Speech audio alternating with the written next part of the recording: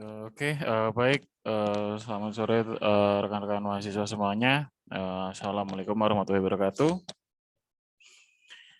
Oke, kita kali ini kebetulan sudah di bulan puasa ya. Untuk semuanya yang menjalankan ibadah semoga diberikan kelancaran ya dalam menjalankan ibadah puasanya seperti itu. Oke, jadi di minggu lalu kita itu sudah ketemu di pertemuan ke-13 ya. Sekarang itu kita ketemu di kemarin itu kita bahas tentang backbone networks. Oke.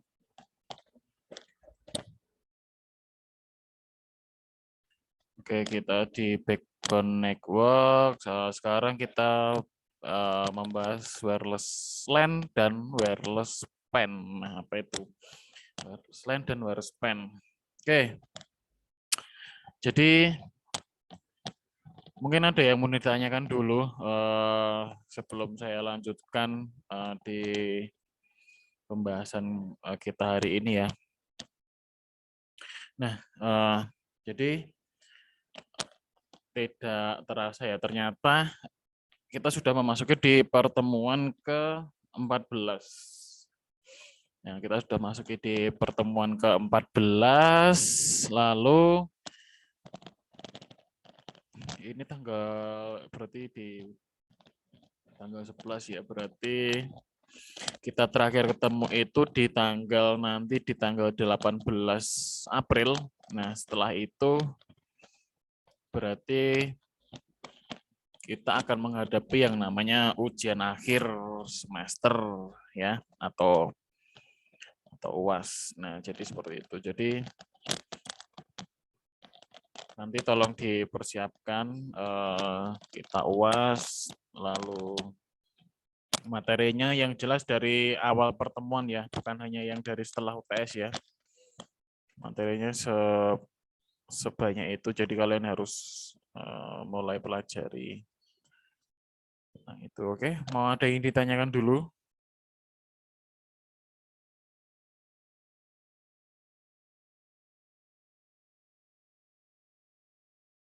Oke, mungkin belum ada yang mau tanyakan. Jadi kita langsung saja masuk ke materi begitu ya. Jadi wireless PAN sama wireless LAN itu apa sih sebenarnya? Nah, mari kita cari tahu. Oke. Nah, ini adalah outline ya. Outline apa yang akan kita pelajari hari ini?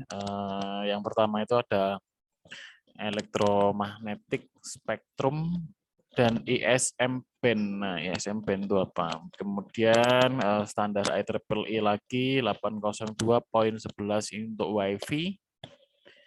Kemudian ada Bluetooth ya. Untuk standar apa namanya? IEEE-nya 802.15.4. Nah, jadi kayak gitu. Oke, elektromagnetic spektrum ya. Jadi apa elektromagnetic spektrum itu? Ini adalah gelombang elektromagnet ya yang dipancarkan dari jaringan komunikasi atau dari media komunikasi ya seperti itu. Nah, government regulation makes specific range of the electromagnetic spectrum available for communication. Jadi pemerintah itu telah meregulasi tentunya ya, meregulasi tentang apa? Yaitu tentang hasil gelombang elektromagnetik yang dipancarkan oleh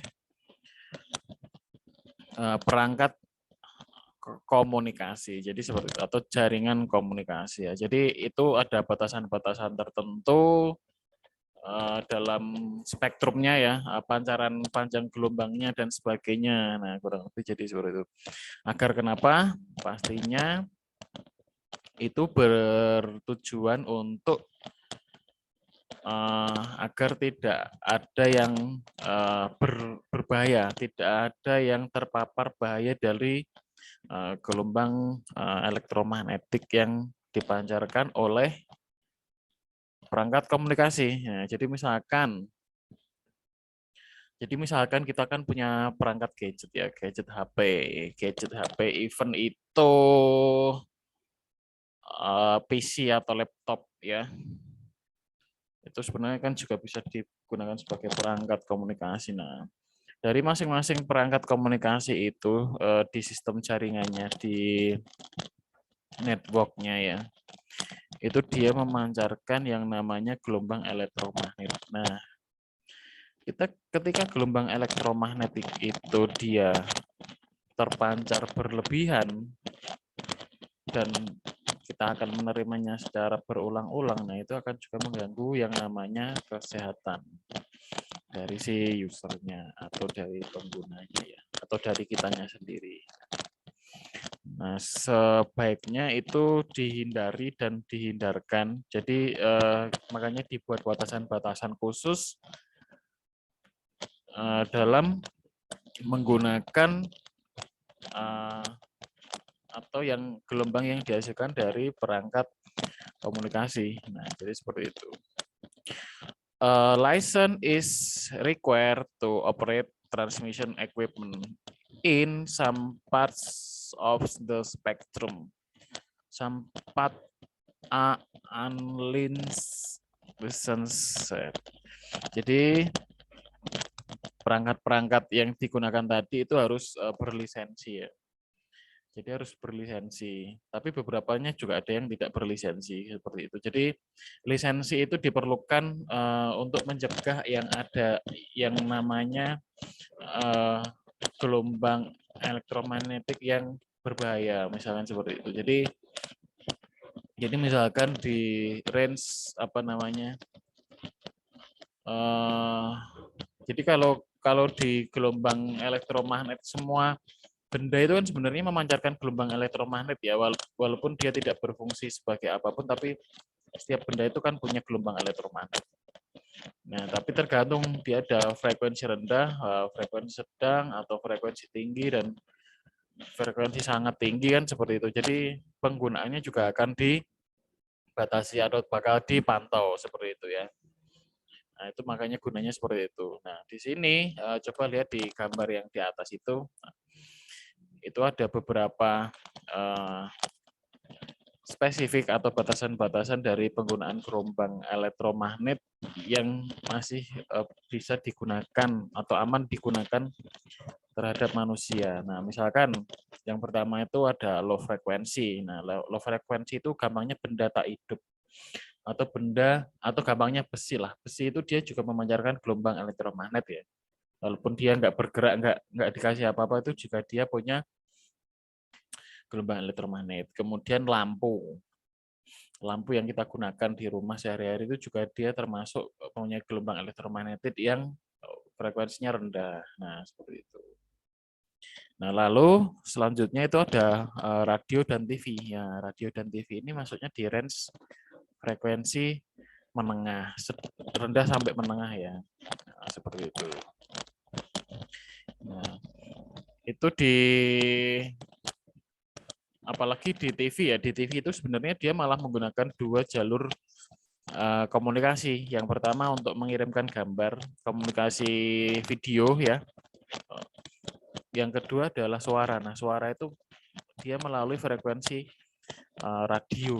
Jadi melalui FM, AM seperti itu. Jadi sama persis dengan frekuensi radio yang digunakan untuk mengirimkan gelombang atau suara. Nah, jadi kayak itu. Untuk di TV malah menggunakan dua. Jadi yang pertama untuk gelombang siarannya itu dia menggunakan UHF atau VHF ya. Itu. Nah, untuk yang gelombang suaranya dia memanfaatkan dari gelombang radio yaitu FM biasanya ya. FM seperti itu. Nah, kemudian yang selanjutnya itu ada microwave. Nah, microwave ini apa tuh? Nah, pasti sudah banyak yang tahu ya. Ini kan peralatan umum untuk ibu-ibu di dapur. Nah, seperti itu. Jadi untuk salah satu perangkat yang digunakan untuk memasak atau mematangkan makanan atau menghangatkan makanan. Kurang lebih seperti itu. Nah, kemudian di tingkat di atasnya lagi ada, nah itu ada infrared. Nah, infrared.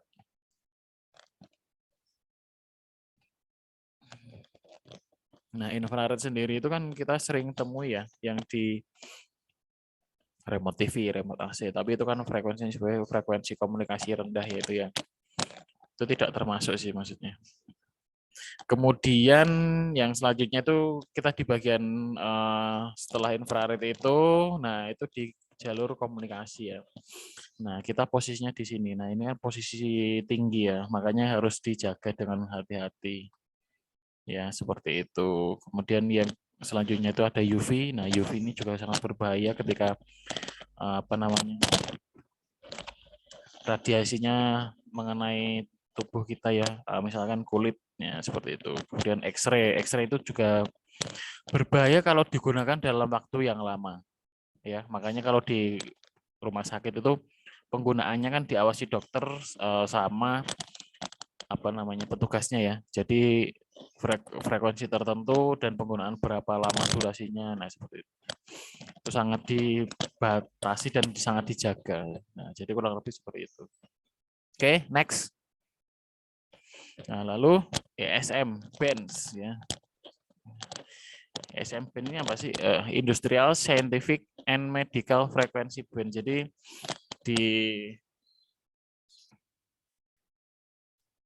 ini adalah apa namanya jalur-jalur yang bisa kita gunakan dalam berkomunikasi, yaitu dalam industri, dalam scientific, ya kan, kemudian dalam medik atau medis ya. Seperti itu. Jadi gelombang yang dapat digunakan itu dimulai dari 915 MHz sampai 5,8 GHz. Nah, ini tergantung yang mana. Can operate without FCC license. TX output power kurang dari 1 watt. Jadi output dari transmitternya itu tidak boleh lebih dari 1 watt ya. Dia harus kurang dari 1 watt. Kemudian eliminate cost and time consume for license. Jadi ini sangat mengurangi biaya dan waktu dalam apa namanya kita mencari lisensi atau mencari izin. Jadi ini tidak perlu izin ya, karena di range itu dia sudah memang disediakan untuk ISM band, jadi bisa untuk industrial, kemudian untuk scientific, kemudian juga untuk medical. Nah seperti itu. Jadi ini tidak memerlukan izin, jadi makanya dapat mengurangi biaya atau harga dan kemudian juga mengurangi waktu ketika kita membutuhkan waktu untuk mendaftarkan, mencari lisensinya seperti itu. Jadi itu memang range yang sudah disediakan gratis. Nah, seperti itu kan. Nah, ini untuk wireless LAN-nya dia di standar project-nya itu di IEEE 802.11 ini untuk Wi-Fi-nya. Jadi seperti itu. Nah, IEEE Standard for Wireless LAN atau Wi-Fi. Nah, cover both physical and data link layer. Jadi ini adalah standar dari IEEE yang dapat digunakan atau dapat diakses dari Wi-Fi ya. Dia itu dapat mengcover both physical dan data link layer. Jadi itu adalah perangkat ya yang digunakan untuk komunikasi melalui Wi-Fi ya, seperti itu. Dia ada Wi-Fi access point. Wi-Fi access point itu biasanya di kampus-kampus banyak ya, di kampus-kampus kita ya. Kemudian untuk Wi-Fi routernya juga itu tersebar di mana-mana. Nah, ini adalah 2 perangkat yang digunakan. Nah, itu semuanya dia memakai apa standar IEEE untuk jaringannya itu 802.11 11. Nah, jadi seperti itu. Nah, ini untuk wireless atau WLAN arsiteknya itu yang pertama dia ada BSS. Nah, selanjutnya yang kedua itu ada ISS, yaitu yang pertama itu Basic Service Set. Kemudian yang kedua itu Extend Service Set. Nah, oke, jadi gitu ya. Itu ternyata ada 2 arsiteknya.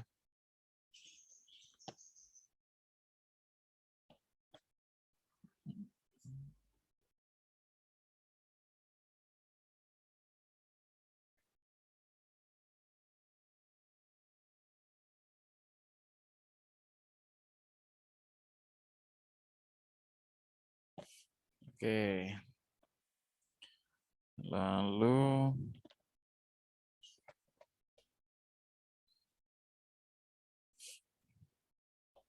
oke, next ya. Nah, ini untuk BSS-nya, Basic Service Set ya.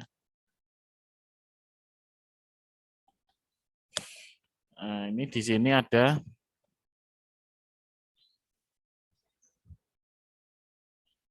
dua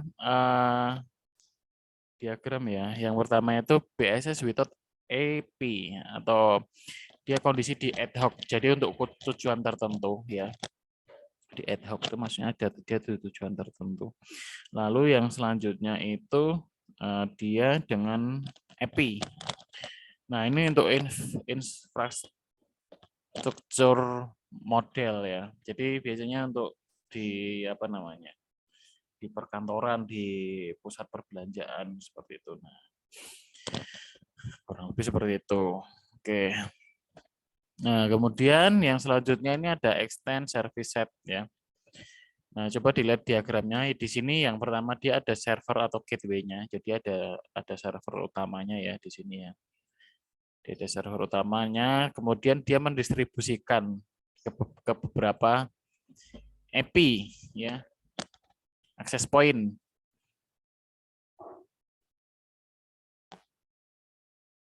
Ya, dia apa namanya? Mendistribusikan beberapa access point. Nah, lalu dari access point ini masing-masing ini dia akan mendistribusikan juga ke masing-masing user. Nah, jadi seperti itu ya. Bisa dipahami ya sampai sini ya.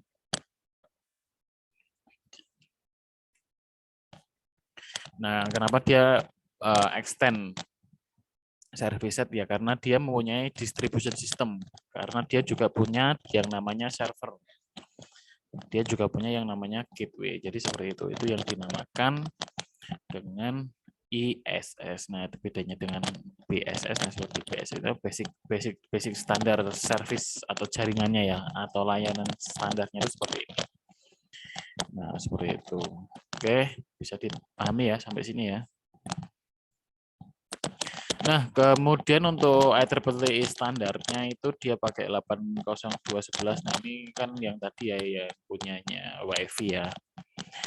Nah, ini 802. Nah, ini terbagi-bagi lagi di sini di dalamnya. Nah, ini pakainya FHSS, DSS, dan sebagainya. Kemudian pakai OFDM, DSS ya, untuk yang masing-masing ini ya. Nah, ini nanti bisa dicari tahu sendiri kegunaannya untuk apa dan sebagainya. Seperti apa, jadi gitu. Oke. Nah, ini untuk IEEE standar 11B per G ya channel ya. Jadi ya gitu. Oke, untuk MAC layer, nah di sini ada 2 ya. Yang pertama ada PCF yaitu Point Coordination Function atau Control Access ya. Nah, di MAC ini dia mempunyai control access ya. Kemudian untuk control access-nya itu posisinya di sini ya. Setelah supplier ya. Nah, setelah suppliernya itu. Nah, kemudian untuk yang DCF itu posisinya di bawahnya dari PCF. Nah, seperti itu. Nah, tapi di sini PCF itu di opsional, dia bisa dipakai, bisa enggak. Nah, itu tergantung kebutuhan ya. Jadi tidak selalu harus ada, tapi itu dia bisa dikondisikan. kapan dia ada, kapan dia tidak. Jadi tidak selalu harus dia ada, itu opsional. Nah, ini gampangnya dia dari LLC supplier ini dia bisa direct langsung ke DCF ya, tanpa dia harus melewati dari PCF dulu. Nah, seperti itu. Nah, itu tergantung kondisi dan kebutuhan dari kita, dari jaringan ya, seperti itu ya. Nah, DCF itu adalah distribute coordinate function. Nah, jadi gitu. Jadi gampangnya dia random access. Oke. Next. CSMA atau CA used by 802.11 basic CSA not enough hidden terminal problem. Nah, jadi di sini coba dilihat, di sini ada dua lingkaran ya, lingkaran hijau sama lingkaran yang merah. Nah, di sini dia ada 3 user ya. Ada 3 user, coba lihat. Ada 3 user di sini. ABC. Nah, yang A sama yang C, dia jelas kondisinya pasti di kondisi A, di kondisi lingkaran A. Kemudian yang C juga berada di kondisi lingkaran yang merah. Nah, yang tengah-tengah ini, nah itu juga dia gampangnya dia bingung ya. Dia itu harusnya mau ikut yang A atau yang C. Sebenarnya dia bisa ikut dua-duanya, atau dia mau akses dua-duanya. Nah, itu yang jadi masalah. Kalau diakses dua-duanya tentunya tidak bisa, dia harus pilih salah satu karena dia cuma berada di jangkauan keduanya dari merah dan hijau. Nah, dia berada di duanya. Kalau gampangnya itu kita itu posisinya di tengah-tengah ya. Kita itu mau milih kemana? Kita punya 2 akses sebenarnya. Kita mau milih ke sana atau ke sini gitu misalnya. Gampangnya kayak gitu.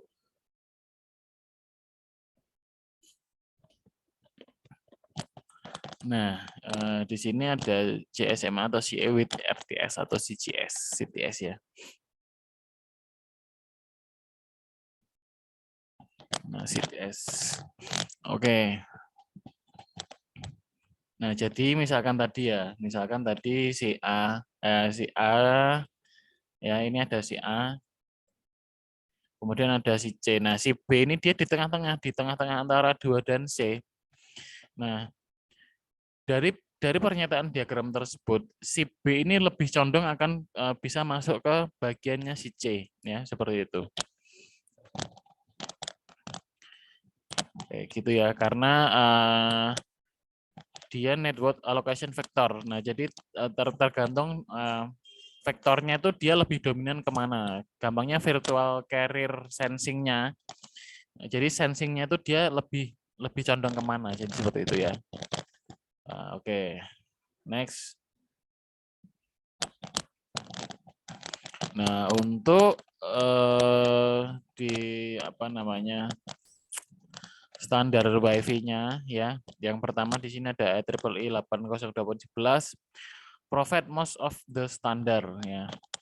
Nah, penjelasan seperti itu. Kemudian a group of vendors who build wireless equipment form the Wi-Fi Alliance, a non-profit organization that tests and certifies wireless equipment using 802.11 standar. Jadi untuk organisasi non-profit ya, maksudnya gampangnya lembaga pribadi yang tidak mencari keuntungan itu dia harus menggunakan 802.11 yang standar. Dia tidak boleh menggunakan yang poin A, poin B, poin G, poin N dan sebagainya tadi dia tidak boleh. Nah, ya karena itu memerlukan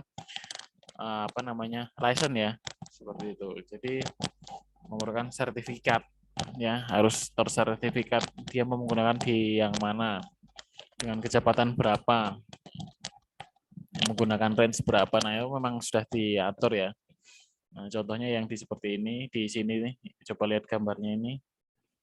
Nah, ini untuk 2,4 GHz dari jaringannya dia akan menggunakan berapa kecepatannya. Ini ada 11, ada 54. Kemudian untuk yang range 5 GHz itu juga kecepatannya juga beda. Kemudian WiFi protected access dan sebagainya. Nah, jadi seperti itu ya, bisa dipahami ya.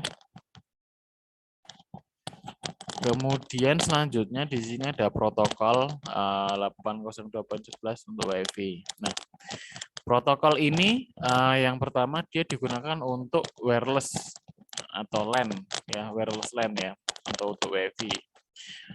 Kemudian untuk lingkungan fragile ya, banyak interferensi atau resiko frame hilang, contention based access control. Jadi maksudnya gini, ini dia itu dapat terpengaruh ya dari lingkungan dia. Misalkan kita mempunyai WiFi di rumah ya.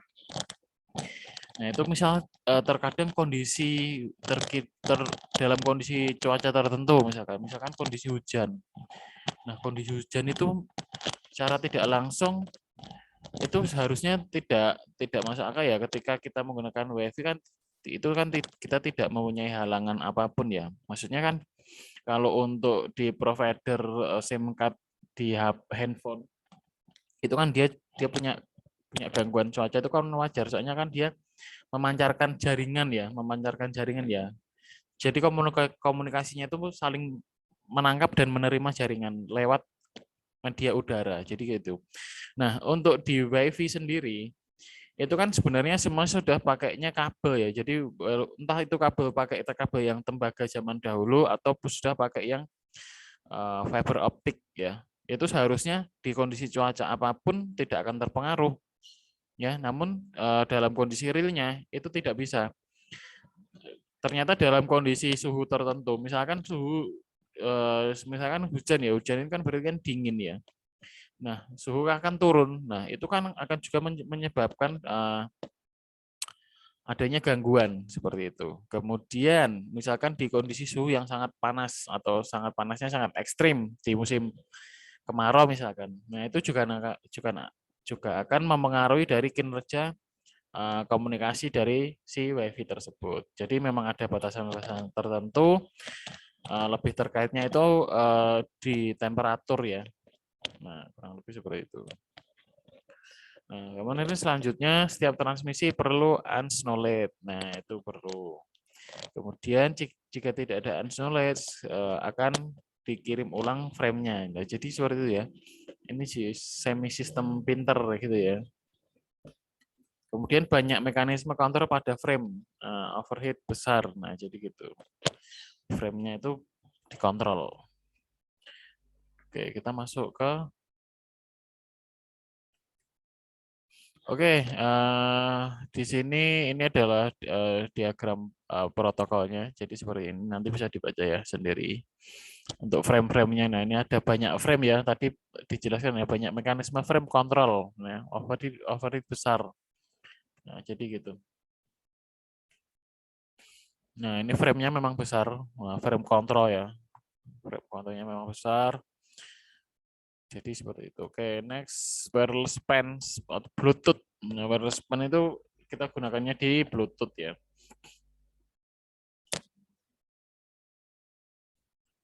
Kemudian, nah Bluetooth standar. Pertama wireless personal area network technology. Nah Bluetooth standar ini menggunakan teknologi dari wireless personal area standar. Jadi namanya yang dinamakan WPAN ya, wireless personal area network. Jadi hanya area tertentu, hanya area personal, hanya area private ya.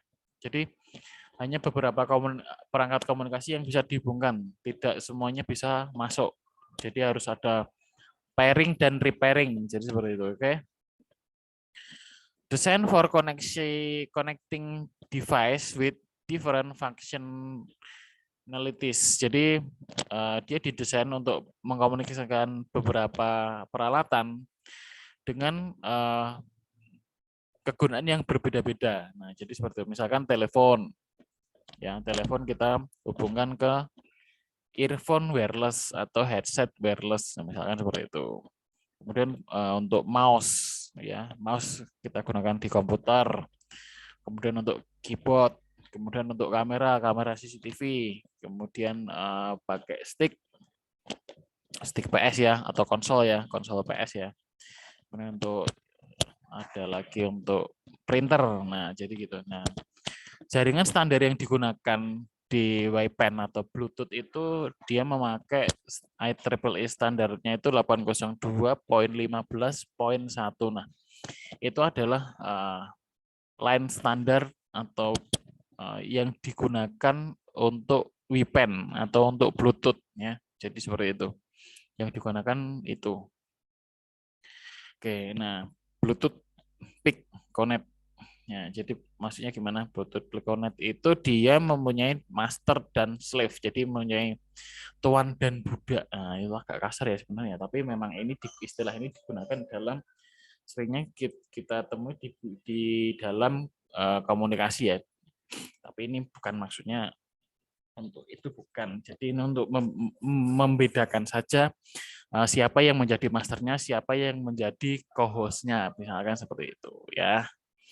Jadi di situ ada master, di situ ada slave ya. Jadi ada tuan dan ada pengikutnya, gampangnya gitu kayak.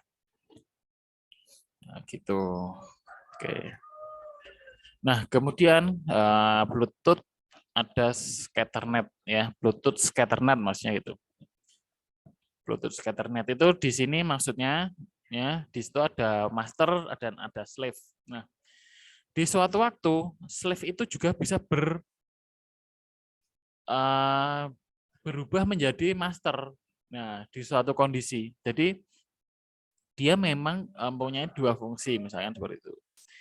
Mempunyai dua fungsi, dan si master awal tadi dia juga bisa berubah menjadi yang namanya slave, ya, jadi menjadi pengikut. Jadi itu nanti tergantung dari konfigurasi Bluetooth yang akan kita gunakan ya. Konfigurasi yang sekarang itu yang dinamakan namanya Scatternet. Nah, jadi seperti itu. Jadi dari Piconet standar tadi ya, Piconet standar ini, nah kemudian kita improve lagi konfigurasinya menjadi seperti ini.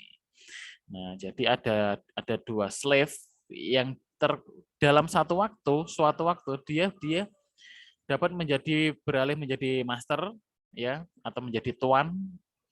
Nah, kemudian si master ini, yang master awal ini dia dapat berubah menjadi pengikut ketika sistemnya shift ke bagian ini. Nah, jadi seperti itu ya. Bisa dipahami ya sampai sini. Nah, jadi kurang lebih seperti itu. Lalu yang selanjutnya, nah ini untuk Bluetooth layers-nya. Di Bluetooth layers ini yang pertama kita berada di application layer ya, karena itu sudah masuk ke bagian aplikasi atau penggunaan dalam kehidupan manusia sehari-hari. Nah, jadi seperti itu. Oke. Nah, dalam Bluetooth sendiri itu kita bisa mengirimkan atau kita bisa menyisipkan yang namanya data. Nah, data itu dia bisa berisi audio, berisi data, kemudian berisi perintah atau kontrol atau pengaturan ya. Jadi seperti itu ya. Dia tidak hanya berisi murni data atau teks saja, tidak. Jadi dia juga bisa berisikan beberapa hal tersebut. Jadi seperti itu. Nah, untuk baseband layernya itu dia di atasnya radio ya, jadi gitu. Oke. Mungkin ada yang mau tanyakan dulu sampai sini. Ya. Oke.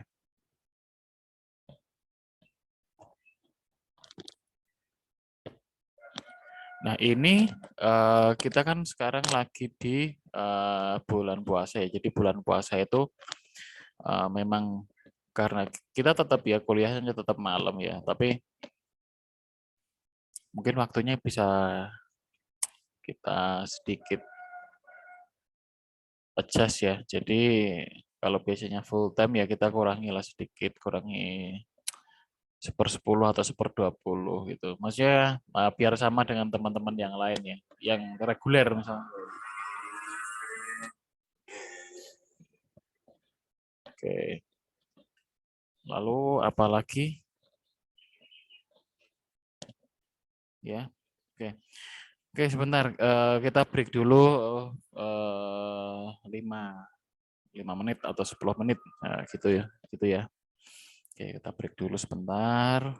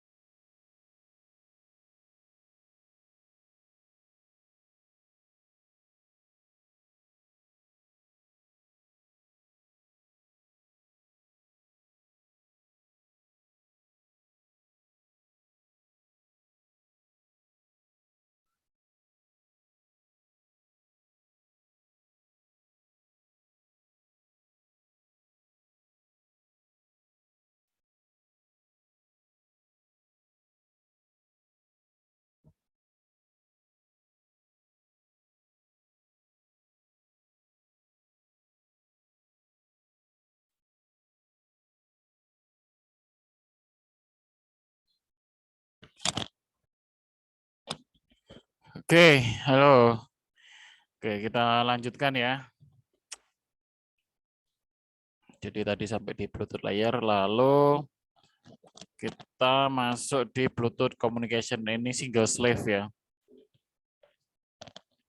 Nah, ini dari master, coba dilihat. Ini dari master yang atas ini, dia mengirimkan data, data di frekuensi di slave ya. Kemudian di slave ini dia apa namanya merespon apa yang disampaikan oleh si master. Jadi mereka ini saling saling saling respon ya, saling respon seperti itu ya. Di single slave-nya itu seperti itu. Lalu selanjutnya di multiple slave. Nah ini jadi ada lebih dari satu ya untuk slave-nya ya. Nah ini untuk dia si master punya hub ya, hub gitu ya. Nah, dia punya hub, lalu dia di sini yang di respon pertama dia adalah slave yang pertama atau pengikut yang pertama. Nah, baru untuk slave yang kedua itu dia responnya baru yang setelah dari satu. Jadi pokoknya ada urutan ya, sequential ya berarti dia ya. Dia nggak random ya. Berarti sequential. Jadi dari slave satu dulu dia selesaikan, kemudian slave satu selesai, maka akan berlanjut ke slave 2 atau pengikut kedua. Jadi seperti itu. Untuk multiple slave ya, untuk komunikasi Bluetooth-nya ya. Jadi dia akan merespon satu-satu ya. Dia tidak bisa merespon banyak orang dalam satu waktu, itu dia nggak bisa, dia harus satu-satu.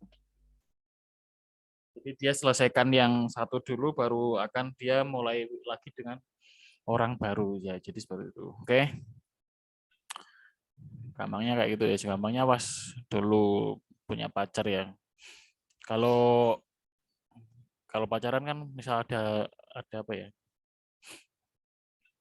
Ada target baru misalkan udah bosan sama pacar lama. Anggap kasarnya kayak gitu ya. Maka dia kan selesaikan dulu sama pacar yang lama. Setelah selesai maka dia akan cari pacar yang baru. Jadi kayak gitu. Nah, Bluetooth itu modelnya kayak gitu. Jadi dia fair. Jadi dia tidak bisa selingkuh ya kalau si Bluetooth ini ya. Gampangnya kayak gitu ya. Dia tidak bisa selingkuh. Nah, beda sama wireless. Wireless itu semuanya dimasukkan. WiFi itu semua ditampung ya. Jadi Bluetooth itu dia lebih fair ya kalau gampangnya kayak gitu. Oke, next. Low rate wireless pen ya, low rate Bluetooth ya. Jadi dengan tenaga yang kecil. Tenaganya kecil. Atau dia konsumsi bahan bakarnya itu kecil, konsumsi tenaganya itu kecil, atau low energy ya, gampangnya seperti itu. Nah, di sini ada beberapa. Yang pertama ini ada terlebih standar for low rate WPAN atau Bluetooth ya application. Low to medium bitrate. Jadi dari medium rendah ke yang medium tengah ya. Kemudian moderate delays without to strict requirement. Jadi dapat memoderate delay tanpa strict requirement ya. Jadi seperti itu. Kemudian low cost. Nah, jadi ini murah, low energy consumption ya. Jadi dia hemat energi ya gitu ya. Nah, aplikasinya yang pertama ada home automation and security system. Jadi untuk otomasi di rumah ya, misalkan menghidupkan lampu, menutup gerbang rumah yang sudah pakai otomasi ya seperti itu ya. Kemudian untuk security system. Nah, jadi seperti itu. Security system itu dia bisa memanfaatkan yang namanya WPAN atau Bluetooth ya. Kemudian ada smart metering, jadi dia bisa mengukur jarak ya secara langsung, misalkan seperti itu dia dapat menghitung jarak. Karena memang Bluetooth itu dia jangkauannya tidak panjang ya, dia maksimal berapa ya kalau Bluetooth itu? Mungkin kisaran 5 sampai 15 meter kalau mungkin. Kemudian wireless data collection. Nah, jadi seperti itu. Aplikasinya untuk mengkoleksi data atau mengumpulkan beberapa data. Ya. Oke, lalu selanjutnya dari standar IEEE ini 802.15.4 physical ya. Yang pertama ini operating frequency bands. Jadi frekuensi operasinya itu dia dari 868 MHz sampai 915 MHz ya. Jadi seperti itu. Jadi jangkauan range-nya itu sejauh itu ya. Jadi gitu. Oke, lalu next untuk IEEE ini MAC-nya dia ada single channel at any one time ya. Di setiap apapun dia cuma single channel ya. Jadi gampangnya kalau HP itu ya, HP kita ya, kita mau hubungkan ke head unit di mobil misalkan atau untuk di gampang inilah yang pernah paling di headset wireless ya, headset Bluetooth ya, itu kan dia cuma bisa terhubung dengan satu single channel dalam satu channel dan dalam satu waktu ya. Jadi dia tidak bisa terhubung ke dalam 2 headset Bluetooth atau 3 headset Bluetooth. Nah itu nggak bisa. Dia hanya bisa punya satu channel dalam satu waktu ya, satu saluran ya, satu saluran dalam satu waktu. Nah jadi seperti itu. Nah, oke. Kemudian yang kedua, nah ini ada yang namanya combines content based and schedule based game. Nah, jadi dia bisa di-combine ya, secara konten itu bisa di-combine. Kemudian dia juga bisa di schedule atau dijadwalkan ya. Bisa dijadwalkan. Jadi nanti jam ini segini nanti jadwalnya untuk siapa, jam ini untuk siapa seperti itu. Kemudian yang terakhir ini ada asymmetric ya. Nodes can assume different role. Nah, jadi seperti itu ya. Oke, next. Nah, untuk device yang pertama ini untuk full function device atau FFD ya. Nah, jadi dia itu bisa yang pertama any topologi. Jadi dia topologi apapun dia bisa. Dia tidak hanya dikhususkan untuk topologi tertentu. Topologi apapun dia bisa digunakan dan dapat digunakan dengan baik ya, seperti itu. Kemudian yang kedua network koordinator capable. Jadi dia dapat digunakan sebagai network koordinator capable ya. Kemudian yang ketiga itu ada talks to any other device. Nah, jadi seperti itu. Kemudian untuk RFD, reduce function device-nya limited to start topology ya. Nah, jadi gitu. Dia terbatas pada start topologi. Nah, itu dia nggak bisa karena dia kerjanya satu-satu. Ya, dia tidak bisa bekerja bersamaan. Dia bisa bekerja di segala topologi ya, yang di FFT tadi. Cuman kalau untuk saat topologi star itu kan berarti kan ada di bawahnya ada banyak perangkat ya. Nah, itu dia tidak bisa. Dia terbatas. Jadi yang digunakan hanya satu-satu. Nah, seperti itu.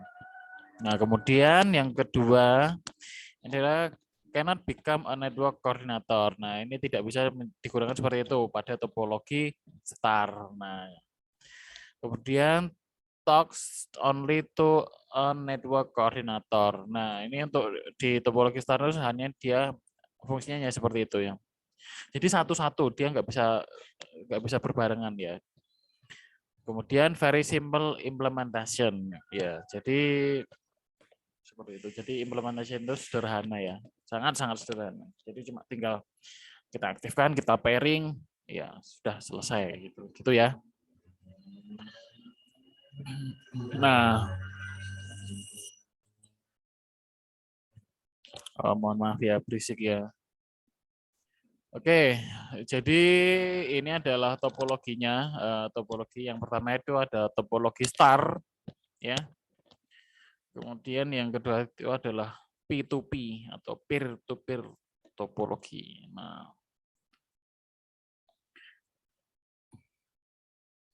Nah, itu di situ keterangannya ada yang kotak bulat hitam, kok kotak bulat hitam. Bulat hitam ya.